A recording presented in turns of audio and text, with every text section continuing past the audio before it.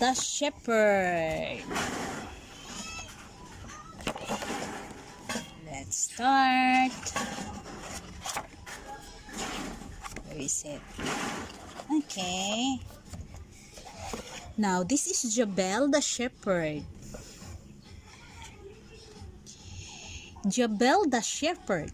Jabel the shepherd lived in a little stone hut on a rocky mountainside of Judea. 10 steps and a jump from the little stone hut, Jabel had built his sheepfold. Look at that is his sheepfold.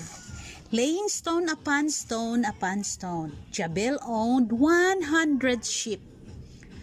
That's more. There are rams with curled horns and ewes with small lambs. All of the sheep, rams, and ewes and lambs had thick, woolly coats and long, fatty tails. Cat. Jabel's sheep obeyed him. When Jabel called, "Tahu," meaning "come to me," his 100 sheep come running, their hoofs click, click, clacking on the stony ground of the mountain. When Jabel made the sound of a dog howling, "Oh, oh," meaning they need to press together. Look at, they will press together. The sheep huddled in a tight little group. And when Jabel said, "La, la," meaning they need to lie down, all the 100 sheep lay down. Look at, they will lay down on the ground.